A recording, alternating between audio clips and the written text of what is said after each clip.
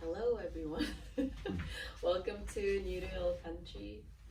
Yeah, we're Podcast. here today with Lindsey Matthews, the CEO of Birthfit, and she does a lot of other cool stuff. So we'll talk about all that.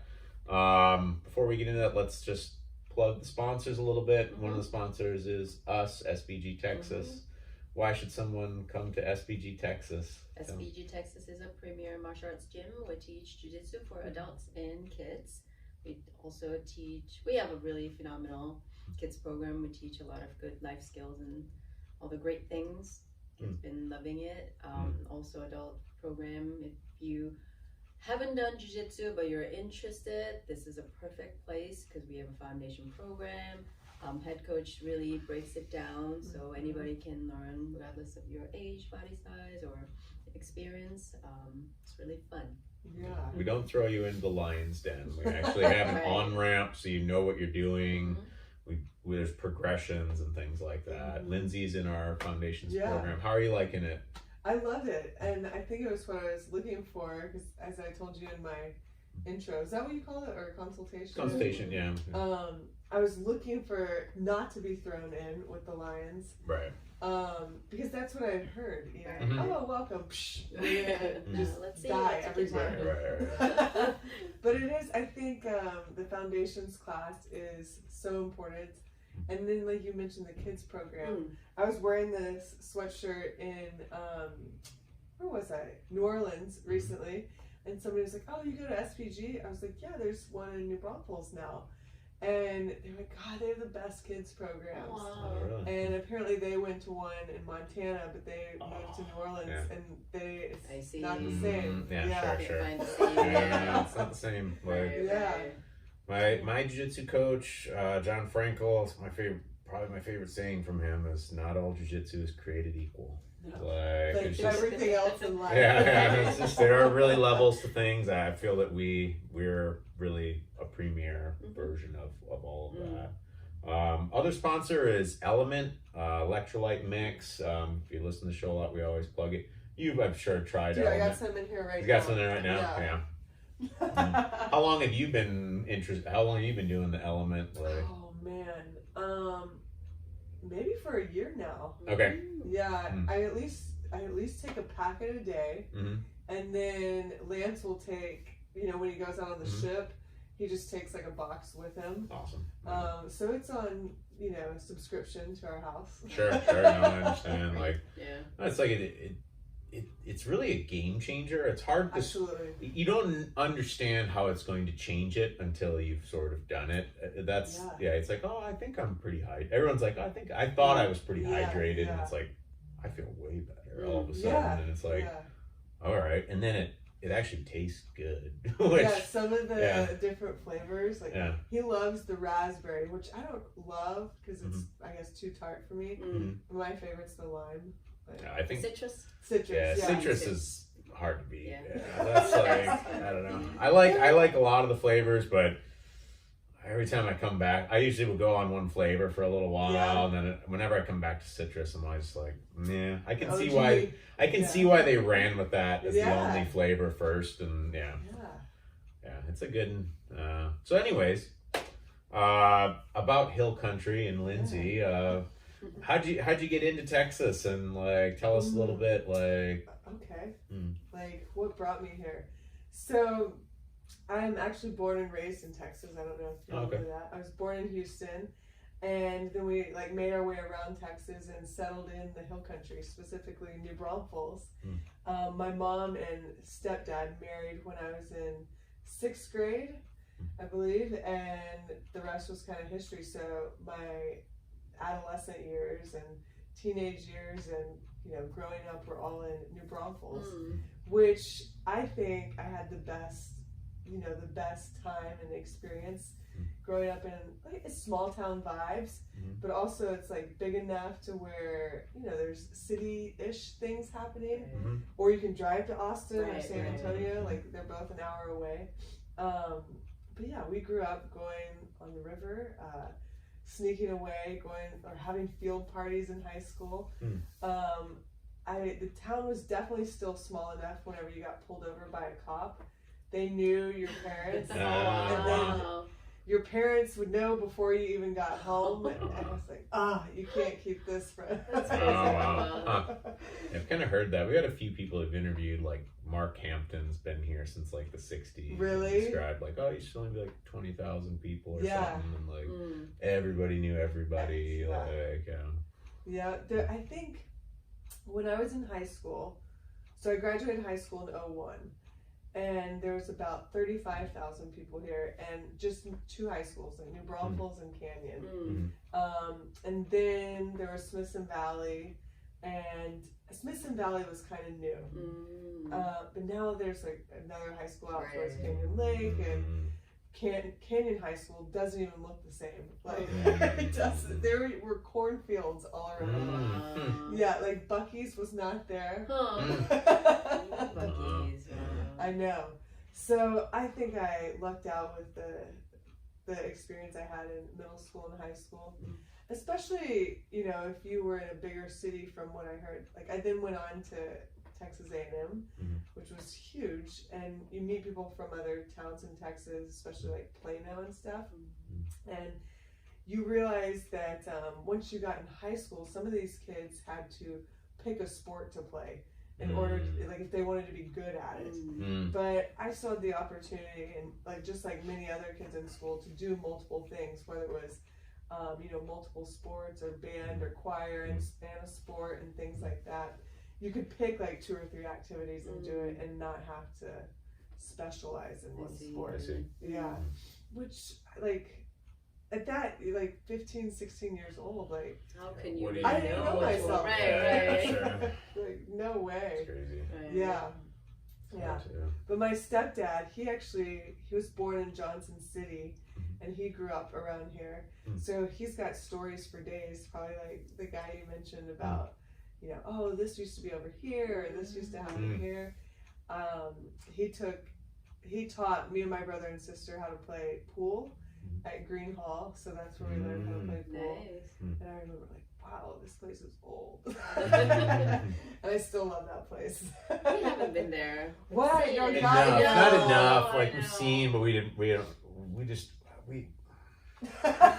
Anyways. It is We a run a place gym, to yeah. visit, yeah. Actually, I don't even know if it's open right now. That's Right? part of the issue. Right? A lot of our inability to see a lot of things in the last year has been due to closing. Yeah, like, and I don't even drink, but just to go there and dance, and I certainly did used to drink, but like shoot pool, listen to. I saw Willie Nelson there one time. Oh wow, which was epic. Yeah. Oh, cool. Yeah, try that. but you gotta go check it out just to say you've been. Yeah, I think a lot of that stuff's just been closed a lot. We haven't been able to explore much because of that. We've tended to just be a little, and then we run the gym 6 days a week and everything, so it takes You're in away. your own business, so you're tired.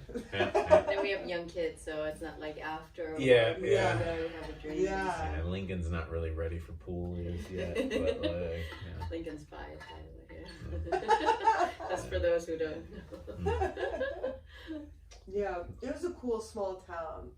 I mean, hopefully, and I still think some vibes are still there.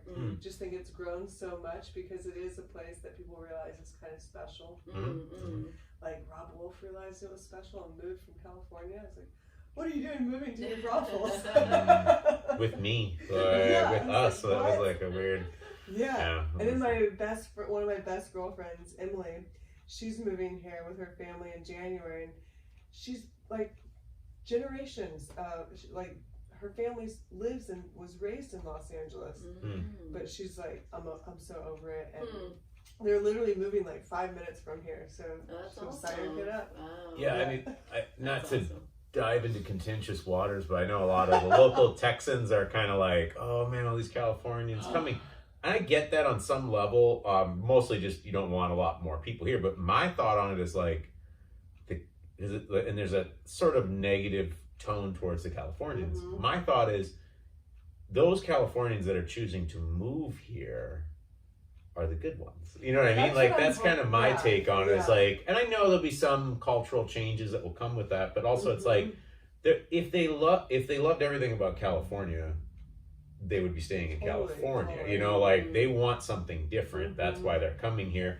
And I know there's going to be a lot of variation within that, but that's just how I kind of like to think of it. So we have this chat a lot because there's Emily, myself, and then our other friend Leah in a chat group, and it's, you realize, especially as you start to have a family, like you have your own values as a person, but then when you marry and you get in a partnership and then you start to have kids, and you like really hone in on your values and what you want in life and what you want out of life and what you want out of where you live and the city and the community. And you know, unfortunately, Los Angeles does not offer a lot for small business owners, families, any of that. And so you just kind of like weigh the risk and benefits, pros and cons, and it's like, well, there's a lot more negatives than positives. So I understand. We're out. We always joked with her like, well, I want you to realize that what makes Texas great is that it is a red state. And so don't make it a blue state. And she's like, don't worry, like I realize that's part of the value system, and I'm gonna vote a certain way. But regardless of like whether you believe, you know, red or blue or whatever, it does go back to the values, and you know, for people to recognize that. And it's, I think this year more than ever has kind of brought that out, and people realizing, okay, what I want in life and what's, you know, what's the big picture I want. And Did you live here the whole time, or did you live in somewhere else? When I was growing, well, I lived in New Braunfels till 2001. Then I moved to College Station for Texas A&M, and then I moved from College Station to Los Angeles in 2006. Okay. And then I spent 13 years in LA. Oh wow! And then I moved back in 2018. So what made you decide to move back? Well, it's interesting because I kept thinking, you know, I'm gonna grow up, right? I'll grow up eventually. You will. Sure, yeah, I know that feeling. And then you start to realize, wow, okay, I am 34, 35, I'm getting up there. But my ex, Logan, who's still a good friend of mine, we opened Deuce Gym together. And we spent, you know, some great years in Venice building a fitness community there, and he's still there and owns the gym, and it's, you know, probably the only good thing left in Venice, like, and one of the only gyms open, because it's all outside. Gotcha. That makes sense. It was an old garage, and so you can just open the doors and everything's outside. But we went through a breakup, and it was just hard for me to be in the community, which I'm sure, like, anybody that's gone through a breakup in their life, they're like, I get it. But also, I was gonna try to stay because I had a great community, like a work community. You know, in the birth world, I worked at 2 different birth centers, and I had some awesome connections with midwives and OB-GYNs, and you know, I built that up. And so I was like, what do I do? But long story short, I spent a bunch of time like on myself and my spiritual development, and one night something just told me, hey, you need to move back to Texas. And I was like, okay, let's check this out. And literally I came, this was probably in like June or July of 2018 that I got this, some will say a download or an idea. And I was like, okay. And so the next month, like the first weekend in August, I came and I went to Austin. I came with a girlfriend, and I had checked out one place to live, and it was perfect. I signed a lease. Oh wow! You're that sure. That's it was like, and I'm somebody that's like, okay, if I try on the decision and it feels right in my body, then I'm gonna go for it. Where, you know, other people are like, let me just think about it for a week. I try to think about things for a little bit, but it felt right. That weekend I also went into somebody and I cut all my hair off. Like my hair was probably like down to here. And I cut almost 12, 13 inches off. So it was like shifting all the energy. Interesting. Yeah, so I decided, okay, sign the lease, let's do it. Like the stars couldn't have lined better. I just knew it was meant to be. And that was August. So then in October, I lived with one of my girlfriends from about midway through September until the end of October. And then November 2018, I started driving back to Texas. And my stepdad met me and he drove with me and we kind of had a fun little road trip. And it was just perfect. So yeah, it was kind of like, I knew that chapter in Los Angeles and Venice and everything was done. And it just felt so complete. And I was like, okay, it's time to move on. That's awesome. Yeah.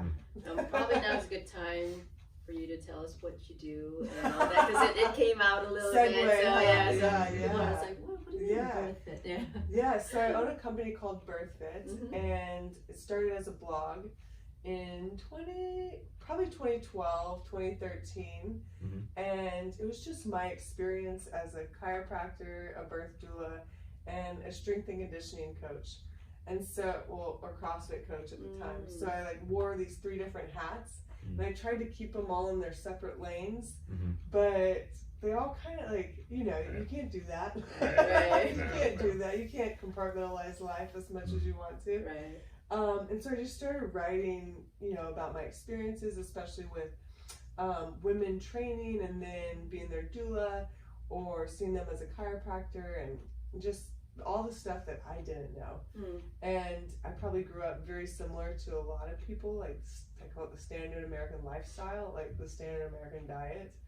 And I grew up watching birth on TV, like, scary. Like, water breaks, all hell breaks loose. Like, everybody's screaming. She's screaming at her husband or whoever. I hate you. Like, so whenever all this started happening for me, and I got immersed in the birth world, like my belief systems around birth and being a woman and everything were completely being shattered.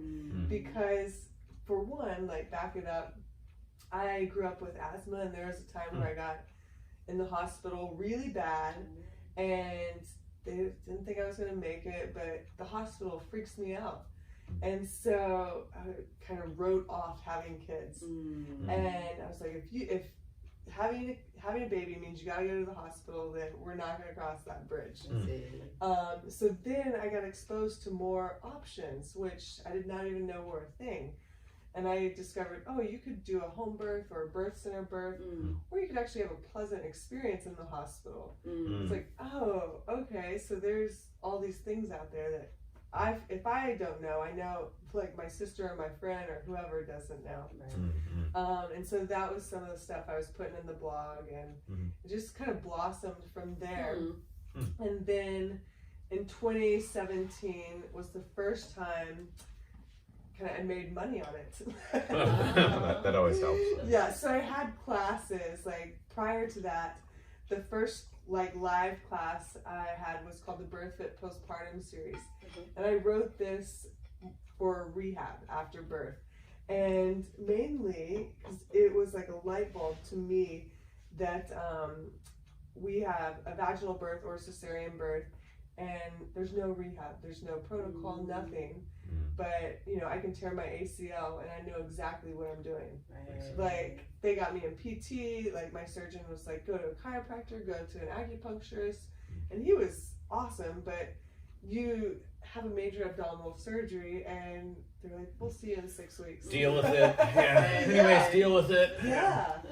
So I was like, what? And, at that time, prior, I was in the sports rehab world of chiropractic, and I'm grateful for those experiences because that helped me create this world and this recovery and rehab and stuff for Birthfit. And so I wrote the curriculum for the Birthfit Postpartum Series and started teaching it out of Deuce. And it's so wild to even think about that people trusted me and would come to this spot because it's an old auto body shop in Venice. And here's these moms coming in either wearing their baby or rolling the stroller up. And they're like, is this the right? And they come in, we have the first class, and then 4 weeks later they're like, can we do another series? I'm like, oh yeah, we'll figure it out. Awesome. Yeah, so it was break even until then. But then in 2017 was the first time that I started having seminars where I would teach other coaches and other professionals, and then we put like programming online for Ooh, people. Oh. Yeah. And prior to that, I was like, I don't know. People would ask me, will you just put some programs online? It's like every pregnancy and birth is different. I don't know. There's no one size fits all model. But I do have universal like themes and methodologies and, you know, thoughts like that. But yeah, and then it just kind of took off in 2017 and 18. And in 2018, I stopped doing chiropractic full time and just concentrated on Birthfit. And which, thank God, because that's the year I also moved. And, and yeah, it's so wild to look back and think now. Like, it grew exponentially, and I had no idea what I was doing as a business owner. I feel like finally this year I'm learning what I should have known in 2017. Seems like that's a common message from all business owners. It's like, if only I knew this, like when I started it. I'm sure we'll do the same thing. It's our first year. After a couple of years, it was like, I don't know what I was doing. You don't know. You don't know. You're just like, you know what it feels like? And I think somebody used this analogy, like, it's a water hose, right? And you're just trying to get a little bit of water, trying to learn and trying not to drown. Right. When we were opening this gym, we had to go up to Montana to train with Travis Davison, the VP of SPG, and that was 2 weeks. 2 weeks, and I think I experienced like all the emotions I experienced in my whole life in that 2 weeks. Absolutely. Like fear, excitement, overwhelm, like you know, all this like just crazy feelings. And I would have like chugging from the fire hose, coaster. drowning on So the fire much hose. It's like you're in a kiddie pool and somebody's just like, stand up. You're like, oh, okay, and then you fall back down. Oh my God. There were like a couple nights there where we were just like, we're just gonna sit in tonight. Like, just try to like. You've given us a lot of tasks. We haven't really had any time to work on those tasks. I'm just gonna look at this. But having said that, actually, like I really appreciate how Travis and Kisa always remind us, because they could see it in our faces. Like, I know it's a lot, like deer in the headlights. Like, you know, remember we did it for 10 years. It's not something that we did like overnight. So don't ever think that you can do all this like in this year. And it's so great when people remind you of that. Totally. Like, Lindsey, this has only been 12 months. Or, you know, so I'm like, that is so true, right? You really have to have that. I think business, the long-term perspective is everything. Like, I mean, I know there's a few lightning businesses that you open and, you know, it's just money in a box sort of. But, like, I think most that isn't the common trend, you know? Like, and one of the best pieces of advice, like, which rings true more so this year than anything, was the one I got along the lines of like, any successful business is adaptable. Like they can pivot on it. And I kept hearing that this year, and I was like, oh, so true. This year's big proving ground, right? Like consistency and adaptability. Because you can go out hot and like we did in 2017 and make a ton of money, but like I messed up so much in 2017 and 2018, and it's just like, the consistency and being able to adapt and see where holes are, where you're bleeding money, or where Did you get affected by COVID this year? year? So I mean, I'm pretty open about it because I want people to hear about. It's a shit show for anybody. But so Birthfit technically was about 50-50 with our revenue streams. And these were like live in classes, or live in-person events, like seminars. And then we have a once a year summit, which was kind of a cool experience. Like once a year, and the past 2 years, not this year obviously, but the past 2 years, it sold out at 150 people. And so, and those 2 years was in Austin. And to give you some kind of like background, I had the first summit in my backyard with $75 in the bank. Oh wow! Nice. So we escalated. We got a little better. But did you call it summit at the time too? Yeah, I called it the Birthfit like that. Summit. I love that mission. It's like it doesn't matter. It's a summit. And like 12 people came. I was like, who's coming? Like, that's awesome. 12 believers. Right. But yeah, it grew exponentially, right? And then, so we had the summit, and then we had seminars, like coach seminars, and then the online. So it was about 50-50. And when February started hitting, I noticed that there was like 5 summit tickets sold, and no seminar ticket. Like people weren't doing the in-person stuff. Right. And this was like mid to late February. And I was like, what's going on? And I just was like, kind of like feeling the pulse of things. And I was like, what's going on? And I was asking Imbo, who was in LA, who's moving here. I was like, what's going on out there? She's like, this pandemic thing. Like people are talking about a pandemic. And then literally I was supposed to go speak at a conference in Atlanta, like the weekend that they called the pandemic. And like on Thursday or Wednesday, I was supposed to fly out Thursday. On Wednesday, they're like, don't come, it's going virtual. So what? So everything, you know, just shut down. Yeah, it happened really fast. So fast. Yeah. So fast. We were supposed to go to the I was supposed to go to the SBG spring camp. I had a couple guys in the gym were gonna come. We barely had the gym open, and they were ready to go out, and then got shut down. Like we had to cancel everything. It was such a mess. Like so that immediately we canceled Summit, which we had already put a deposit down. We had already put like room blocks. We had already paid like not speakers, but what do you call it, like audio visual stuff. Sure. But, you know, we put money into it, and oh my god, I was like so then it caused us, blessing in disguise, you know, long story short, to like look at Birthfit as a whole. We're like, who do we want to be? Are we true to our values, our mission statement? Do we want to redo any of this? And we literally redid everything from the inside out. And I just say it's a COVID blessing. We like cut all the fluff, cut the fat, cut the bullshit. But you know, for me, this was a big learning experience because I had to let go of our staff, our seminar staff. And these are like 8 women that I love, and they're just like souls of the earth, and like the best humans. And they live in different parts of the U.S. And you know, I just remember their faces and me telling them, guys, this doesn't exist anymore right now. Like, we have to just close this. Like, if this was a business, this branch of it is closing. And looking at their faces, and they're like, we understand, you know, but just like puppy dogs, and like, but when are we gonna hang out again? I was like, I don't know.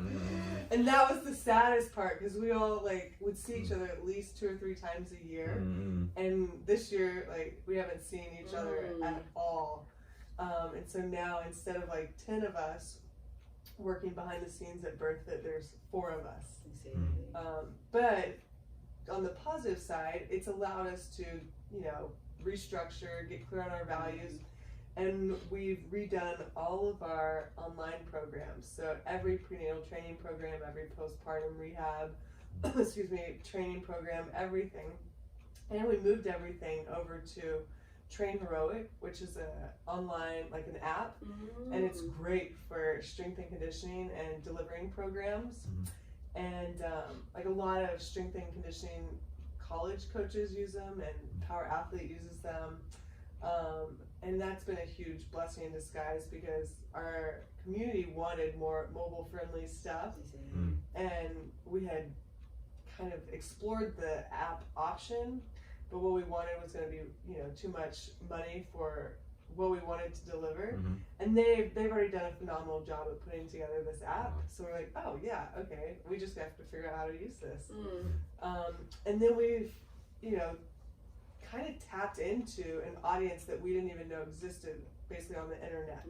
You know, where I think most of our clients before came from these in-person experiences, or like 2 or 3 degrees of separation, like somebody's sister or friend or whoever, where now people are finding us on Google via a blog or a video, or you know, something that they search and we come up. It's like, oh, okay, cool.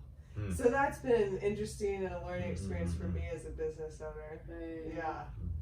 But yeah, it's been a big year of learning. Yeah. I mean, I think we had a similar experience. Like, it was devastating because we opened at the end of February, and then we were asked to shut down, like, in the second week of March. Yeah. So we opened for 1 week for consultation and sign people up, and then 2 weeks of classes. Oh my God. And it was going really well, and we waited so long to open. Like, there were many people who knew SPG, were so excited to join SPG Texas.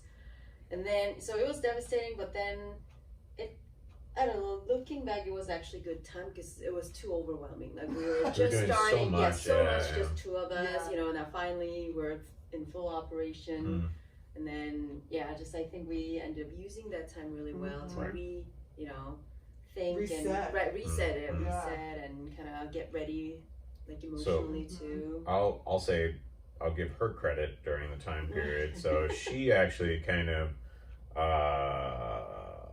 critiqued the foundations course, I'll put it mildly, and made me sit back down. And so, like, I have like a master's in education. So one of my basic skills is curriculum planning, and like my ability to like take materials that already exist but reorganize them into like a process and a flow. And like, I hadn't really done that. I was just kind of taking what we already had and just shelling it out. And she was like, as a beginner to this, I don't follow where you're going, basically. And I think foundations at our gym is a million times better because of that. It was hard to take, actually. It was hard to take. I was going to say, how do you receive that feedback? Not well at all. It's sort of like, what do you know? You just started. How dare you? Kind of, you know, like, and,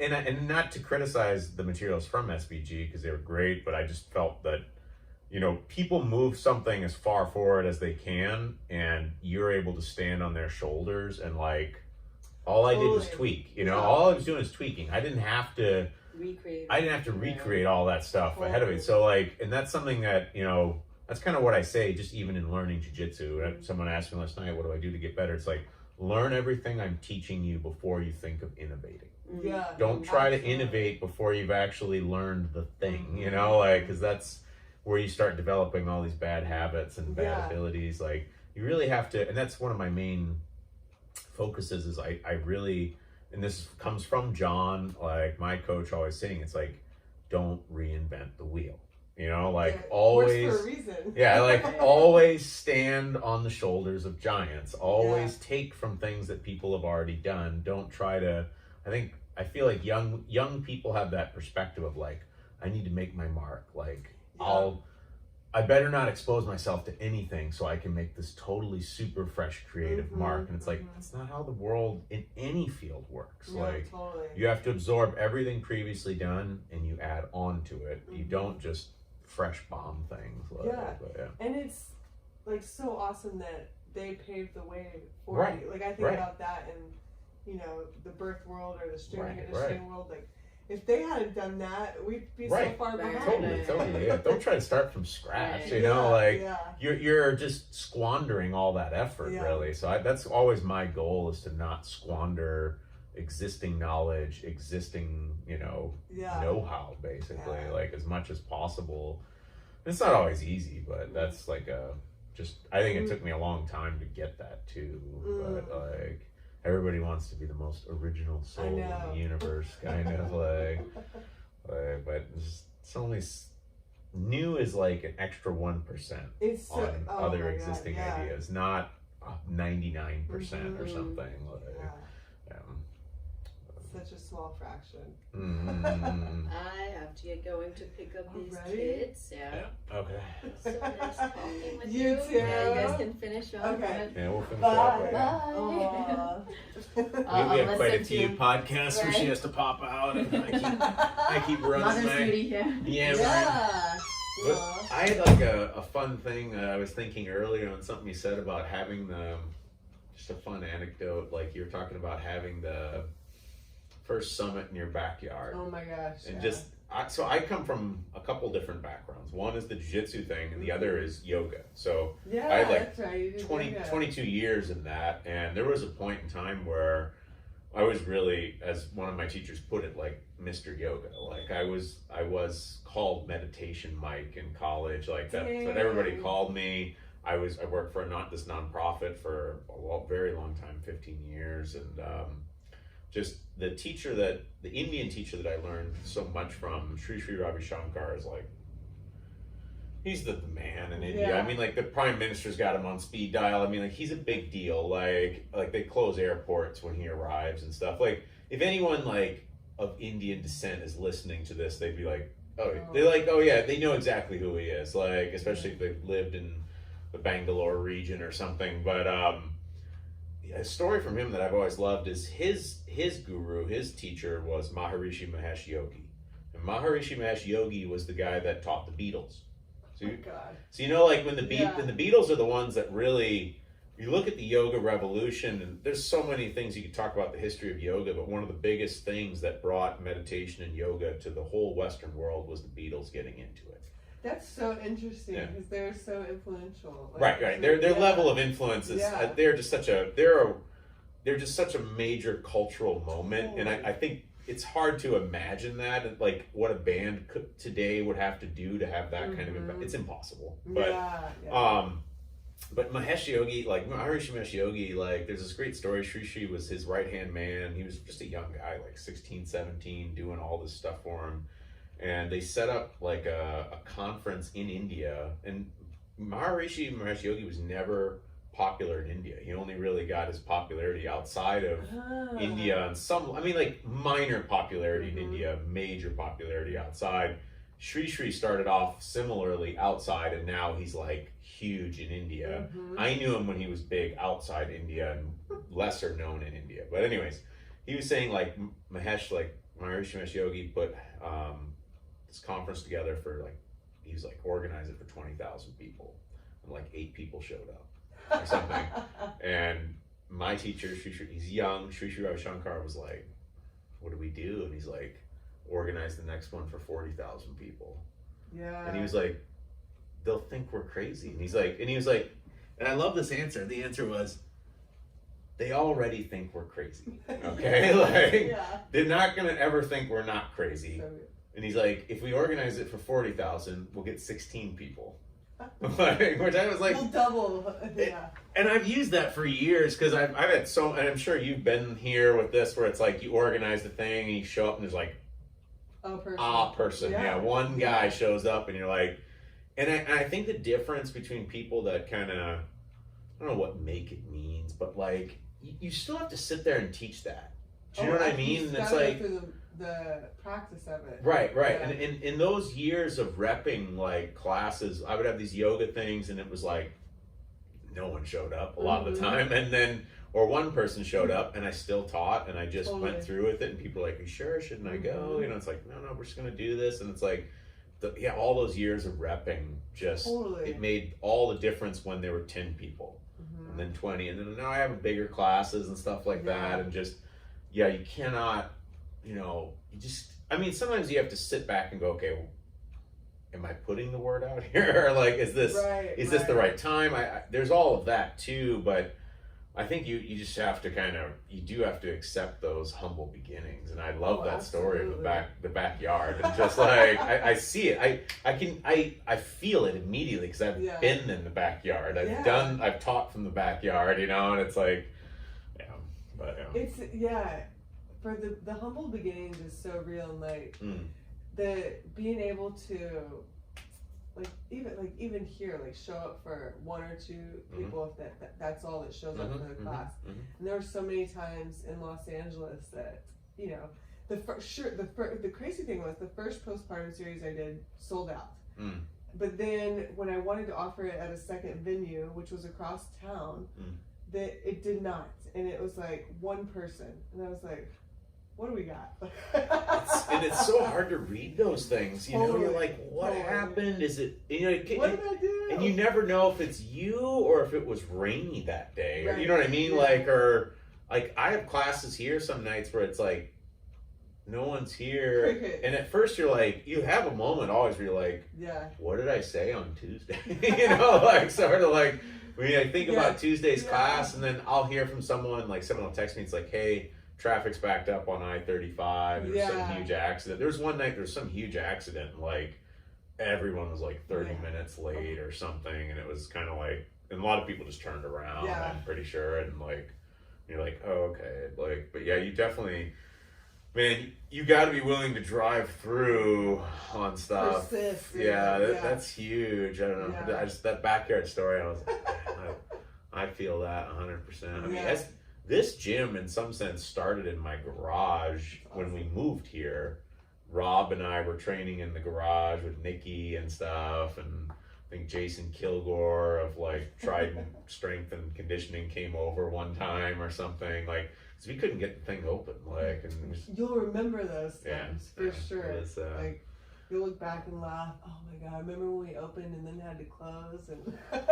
Well, and that's tangent, but I tell people a lot of times, I get a lot of people, especially former SBG guys that are in different parts of the country. They were in SBG, they moved to another part, and I'm not trying to disparage all other gyms, but frankly, a lot of them suck. And, you know, they move somewhere else. I got this guy down in Houston he's like, you know, I tried this gym, I don't like it. You know, he got so spoiled at SBG, and he was up in like Portland and like the headquarters. He was in Edmonton they've got a great gym up there. You know, these guys are, Steve Winjet runs the gym. He's like super cool, and just, you know, he's like, he's asking me like, what do I do? It's too far for him to commute up to ND. And he came up for like a seminar or whatever, and super cool guy. And I was like, man, get 2-3 people and just start in a gym. You start in your garage, you know, just get some mats, and you might be better than going to a bad gym, and you probably get injured less. You can work on the things you want to work on. And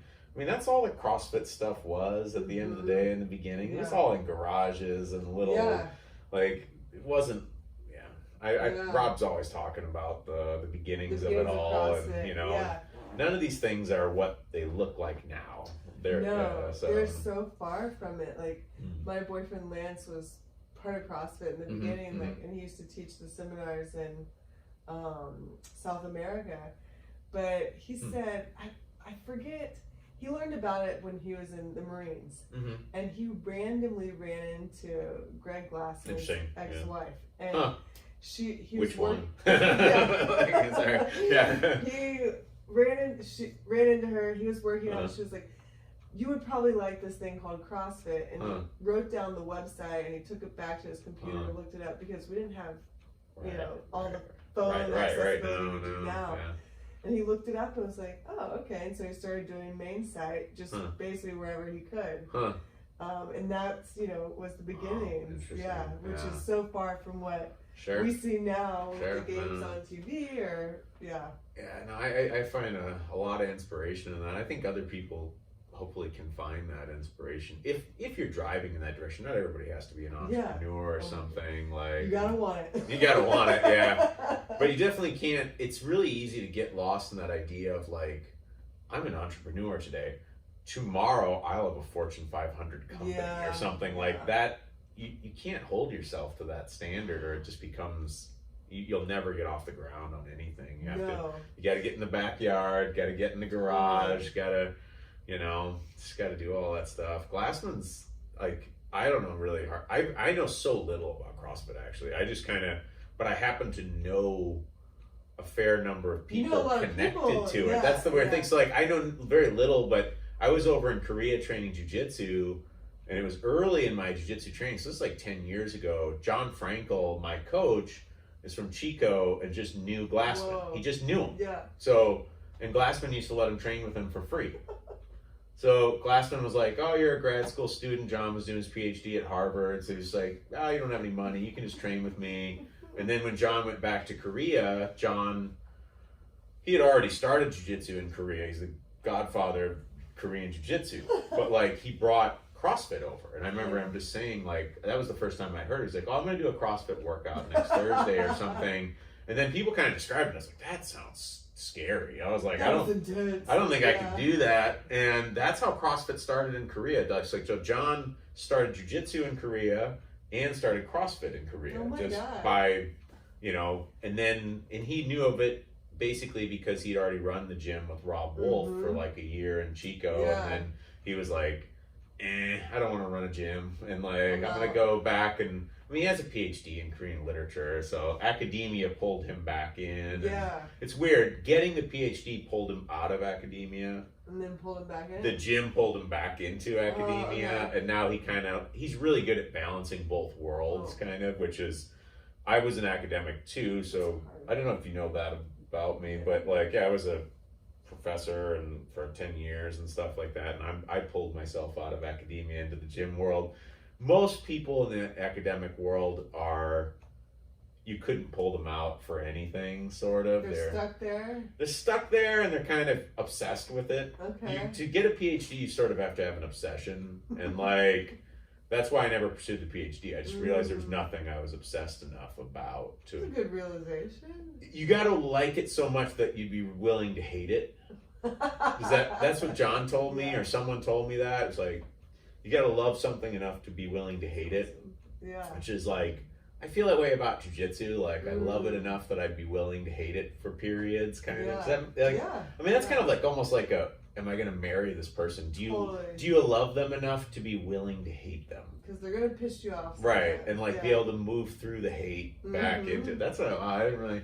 I always thought it's so academic, but that's pretty good. Way to put it, because you know, with like your passion, your Birthfit for me. Over the last 2 years, I've gone back and forth. Like, is this really what I want to do? Is this do I really love this? You must hate it some days. Like, it's gotta be like, yeah, I'm sure. Like, no. But then you get, and I'm sure it's similar to you, where I would get messages or cards. Like, I don't know how people would find my address, but they would send me something, like a small gift, and be like, I made this for you. I know it's not much, but I just want you to know how much you impacted my birth experience. And I'm like, whoa, okay. Restart. Yeah, no, those are so huge. I get them in the adult program a lot. Like, I always feel like I'm David Copperfield or something in there. I'm like showing you guys magic tricks basically that you can do with your body, and I really thrive off of the eyes. Like, people being like, like, and I always get new cohorts coming in to always give me that, like you weren't here this week, but there's like an up kick from open guard, and whenever I set that up and everybody sees it for the first time, especially the guy I'll set it up on him, and I cock that foot back, and the look in their eyes, I'm like, this is what we were all building toward, and they're like, oh, this makes so much sense, and it's just like, wow, because usually people are like, oh, I don't think this is gonna work, and you realize I was always just corralling you to get this up kick, and it's like, oh shit, this totally works, and like there's like this totally like lizard brain fear that runs through you when you see that foot cock back, and it's like, oh, jiu-jitsu is for real, kind of like, it's magic.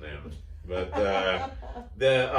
in the kids program we get these feedback from parents sometimes, and it's like, he's doing better in school and all this, and we know it's from when he started here, and I'm like, are you sure? I'm always like, are you sure? Like, that's how I feel, but it makes so much sense, because it's an outlet, it's like an energy corral source. They're learning how to socialize, protect themselves, use their body, gain confidence, you know. I have a tertiary question. This is something that came to me this week, and I'm not trying to be negative about other things, but like, you have a business. I feel like we're on the same page as running a business. Like, obviously we need to make money, because we gotta have lights on. You gotta pay the bills. And I've got a family to support and all that kind of stuff. So we have to learn the admin side of it, which is the worst part of it, I'm sure. But we're mostly driven by a passion to do it. Do you feel weird when you go, like, I'm sure there's times where you go to like business mixer type things and stuff like that. Do you feel weird when you mix with people that are actually but they're actually really just about the money? Yeah. Do you feel that, like that oil and water? I kind of feel that sometimes. I get it. Yeah. I was like right away. And so I used to be really good about going to networking things, especially in Los Angeles. But then I've been really selective over the last couple of years. Interesting. Yeah. For that reason, I'm like, I always try to look at choices I make in like 1 or 2 or 3 steps beyond. like it. Okay, if I'm going to meet somebody here, like possibly what is their career, what do they do, what could be their long game, because I get a ton of requests for Birthfit, like, hey, can we partner, can we do an Instagram giveaway, can we do this, and you know, it could be a shit product, and I look at the product and there's like tons of sugar in it, or it's like a crappy I've been there already, right, and you're just like, no. But yeah, so it's, hey, can I come sell candy at your gym? I literally had a guy sitting like right here on the sofa, like wanted to put some vending did you read machine. anything that we were about? Like, like no. Oh my god, no.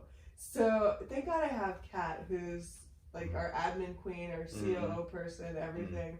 I'm like, Kat, if they don't align with our values, if it's like, if it's a supplement and it's not like clean, real whole foods, you know, we're big on promoting like real foods, high quality meats, you know, lots of meats, plants, veggies. Right there with you, I understand. And so if it's somebody trying to promote a vegan diet, and this, you know, is kind of, this was hot in LA, but it's like we don't really agree with the vegan diet and pregnancy and postpartum. There's so many nutrients missing. I totally understand. And so that's a big one where people are like, look, can we do this green algae protein thing? I'm like, no, like get it out of here. I know. I mean, it's it's really not contentious. Like at the end of the day, like adults, whatever you choose to do diet wise, adults are extremely, like Rob just had a big post on this. It was a couple months ago, but it's like adults are pretty adaptable.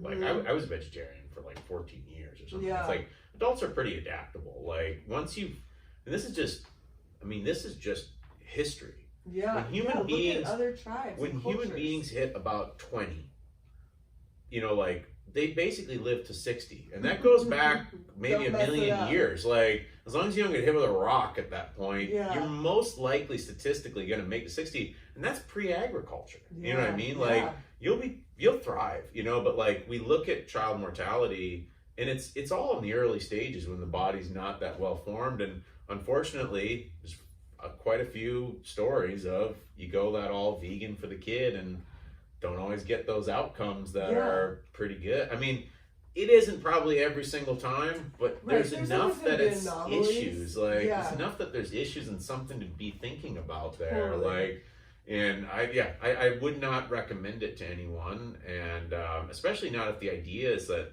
this is going to promote optimized health or something. I don't think there's solid research to back that. You're cherry picking, and you're really looking past some pretty solid evidence to draw that conclusion. I mean, get them through the formative years, and if you feel like that is such, if you really believe in the ethical arguments, the environments, which I personally don't agree with, but fine, I get it, but I don't think you're on a good grounds from the basis of like this nutrition at early levels. I don't see it. Like whenever Birthfit started, I was like, we have 4 pillars. They're fitness, nutrition, mindset, and connection. And so I dove big into nutrition, and I looked at nutrition, you know, different cultures and tribes around the world, and like even some of the, I don't even say seminars, but learning weekends and weeks and retreats that I would do were with, you know, outside of the city, and people would come up from Mexico and teach us, and it was super interesting. But they would, like, cultures would save their organ meats and the raw dairy and eggs and like all that, the nutrient dense food for those people trying to conceive, pregnancy, and the first year postpartum. And it makes so much sense. And you know, the crazy thing is, anytime I get somebody that comes into my chiropractic office to ask, can you help with fertility? And the first thing I ask them is, do you eat meat? And if they say no, I ask them why. Like, can we explore this? And if they say yes, and then I ask them what kinds. If it's just chicken, I'm like, oh, okay, we need to branch out here. But then I'll usually put them on an organ supplement. I'll say, I need you to explore some type of organ meat supplement. Just because in our diets, like, we don't eat liver. We don't eat nose to tail. You know, it's just. I feel like the science I feel like when I went vegetarian, the science wasn't as clear. No, it's like foggy. and we understood things fairly poorly, and now it's more like bioavailable nutrients within food. The understanding of that has changed dramatically. Like where it's like we were just like, you know, back in just as like 1998, 99, it was like this has this much iron. Oh, this has this much iron. It's like iron isn't all the same. We've since totally improved. We're like, oh, actually, this iron your body will absorb, this will pee out. You know, like so it's iron, but your body doesn't absorb it, so it doesn't really matter if it's this high in iron, and often isn't even that high in those. So like, just stuff like that. I mean, just not. The more I learned, that's what took me out of vegetarianism. Really, it was just it's like more research kept coming out, and I'm like looking at it, and I'm like, why am I still doing this? Like, and it was more of like a pattern for me than anything else. So at that point, a habit, I suppose. I was just going to say, it becomes habit and then comfort and It was tricky to break it in some sense for me, but it just made the most sense for me. And right away, my athleticism, I'd already been doing jiu-jitsu for years, and this is about, already my jiu-jitsu got so much better. I wasn't injured nearly as much. Like, just everything, like, I used to just get all banged up, and I would heal so slowly. I would have to avoid the gym. I was just healing so slowly on stuff. Something would get a little off, which still can happen, but like the rate of recovery for that was like 4 months instead of like 1 week. You know, like so. Think about like postpartum. You're healing all the ligaments and tissues and muscles, and so we're like bone broths, organ complexes, slow cooked meats, like get all of that in you, get all the glycine, get all the amino acids, everything. And for somebody, you know, in LA, this was, can I drink smoothies? Or they're cold, and your body, postpartum's a cold state if you're into Eastern medicine, and so they're like, absolutely not. Like, you need warm teas, warm foods, and every single, like, now it's almost mandatory for people that are working with us. Like, you have 30 days lying in, and that's focused on what you put in and on your body. And then after 4 weeks, then we can start moving with like Birthfit basic stuff again. Totally makes sense. Yeah, but like it goes right back to recovery and healing ligaments and connective tissue. Yeah. Pelvic floor. I have a good one, and you can try to remember this or whatever. We talk about it. We talk about traditional diet. So probably the earliest recorded human advice on diet, it depends on how you look at it. So I have this big blog that I'm still waiting to write, and I was kind of processing this whole thing on the origins of vegetarianism, because it all comes down to basically Jainism and early yoga and all. They're the origins of it, really. And the Jains are extremely, I mean, this is a religion, it's the height of idealism on some level, where you're not going to eradicate any life form to where you're walking with like a broom to push, you know, insects out of the way. You go naked because an insect might get caught in your fabric. I mean, it's extremist in a very profound way. That being said, so like, and I'm used to dealing with like Indian and like Indian populations and stuff like that. Typically very vegetarian, but like if you look back in the Rig Veda, which is the oldest like sort of in some sense one of the oldest texts that exists on the planet, okay, it was passed on orally well before it was ever written down. So this is an oral tradition that really goes before written traditions.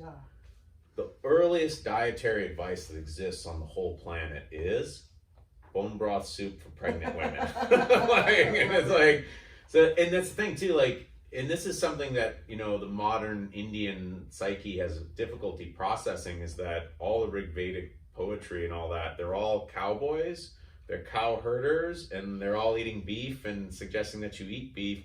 Hinduism is an amazing thing that has changed over like so many years, whereas now it's like no beef, don't eat beef. But like the origins of the Vedas is all cowboys herding cows, and it's impolite not to serve your guests beef and stuff like that. So it's a wild thing. And a person, I'm sure like a Hindu scholar could sit down and explain to me the change, and they have their reasons. They have their orthodoxy for that. That's fine. I don't have any problems with that. But they're just, here are these facts that exist though at the beginning though, like where it's like, you know, the earliest dietary advice we can find, and this is like, you know, basically bone broth for pregnant women. Like that's amazing. Yeah, it is amazing. Like, and so there's something, I don't know. So when I found that really, I was like doing this really deep dive because I have this strong academic background in the yoga field and stuff, and I love the academics of it all and everything. And I still read, you know, that work here and there, even though it's just onerous and irrelevant to most people. But people just tell so many lies about the yoga tradition that I just get tired of it. And I feel like it got so, and I don't know much about yoga because I've done yoga teacher training, but I'm sure it was very commercialized, and that's kind of what I feel happened, is that it lost the essence of it. Well, I mean, just everything you're seeing in the 20th century is gymnastics at the end of the day. I mean, this could be a whole podcast onto itself, but like, essentially, have you ever heard of like the physical culture movement in the early 20th century? So everything in fitness that we're doing today is basically the physical culture movement of the early 20th century. It's like people moved off the farms into the cities, and they were like suddenly getting out of shape because they're in cities, and this physical culture movement started all over the world. You start seeing bodybuilding and all this kind of strength training, all this kind of stuff, because they weren't on farms anymore. You go from 40% of the population in the early 20th century is on a farm to by the 1970s 1%. Wow. You know, it's just this huge shift, right? And yoga was really just this meditative component of Hinduism, and it is very little to do with bending and stretching until the early, like around the 1920s. The Indians basically caught the physical culture vibe and wanted to build their own physical culture. They yogified it, so to speak. They integrated it with these texts and things like that, but all that bending and stretching largely just came from European gymnastics. It's like less than 100 years old. Pretty much, yeah, pretty much. I mean, we have some, like, I know there are contortionists and stuff like that we have proof of, historical evidence-wise, earlier than that, but we don't have systematic bending and stretching. And even when they start talking about the hatha yoga, going back to the medieval period, it's like, still there's not a lot of bending and stretching going on. It's largely this kind of breathing techniques. I was just gonna say, breathing. Cheesecloth through the nasal passages and all that kind of stuff. Fun. Because it was physical, but it didn't mean that they were necessarily doing physical activity. It was like lifestyle. Now, did anybody bend and stretch for 4,000 years in India? Probably. But that's true everywhere. Yeah. There's never going to be a culture where there's only so many ways to bend your body in different directions, right? Yeah. All the Sanskrit naming and all that kind of Surya Namaskar. Surya Namaskar, the sun salutation comes from a bodybuilder. Dang. It doesn't come from like an Indian text. Like there's all this kind of fascinating stuff. You can reach out to me and ask me about the best books to read. It's fascinating. I mean, and it doesn't cheapen it. It doesn't make it bad, but just don't go around telling lies. That's my kind of thing. It's like, I don't think there's anything wrong with Iyengar and his teacher developing these things, but there is a lie there that like, this goes back forever. That's not really true. It's still a cool thing in and of itself. Yeah. You don't have to lie about things for them to be cool. It's like you going like, Birthfit began 2,000 years ago. It's like, but it didn't, you know? Like, crazy lady. It's like, it can be good on its relative merits right now, and that's fine, you know? Like, and that, I don't know, there's just weird parts of the tradition. Meditative stuff is 2,500 years old. That stuff is that old, but also it's simply gotten better over time. I don't want to do what they did 2,500 years ago. That'd be like saying I want to heat my home the way they did it 2,500 years ago. Like, it's a technology that improves over time. Like, we constantly get better, not constantly look for what it was that. Anyway, so I can go on. The meditation and the breathing was what got me, like what I loved about yoga. And then I was I liked training because it gave me more insight, but then I was like, I don't know about this. I mean, I need yeah. to read more. I need to learn more. I mean, a lot of the stuff people are doing is really balance oriented. They say they're working on your flexibility. I would argue when I look at most modern forms, I feel like they're working on your balance more than your flexibility. And I don't have a problem with that. That's fine. But again, I don't like bait and switch stuff. Like I don't want like, oh, come in and do jiu-jitsu. It's going to improve your, like, you have these gyms like, oh, I'm going to improve your self-defense. Lose weight. Yeah. In 5 days. Yeah. Just you got to be true to what it actually is. Totally. But we should probably get rolling on here. Yeah, I'll go on and on. It's so good having you on, Lindsey. Yeah, hey, thank you. How do people find out more about Birthfit? Like, what's... Birthfit.com. Okay. Birthfit.com, Birthfit on Instagram. Those are really the easiest places, or you can just email us at info@birthfit.com. Perfect. Yeah, Perfect. Good. Easy peasy. I always like to have that at the end so people don't have to hunt back through. Thank you. Yeah, thank you. That was fun.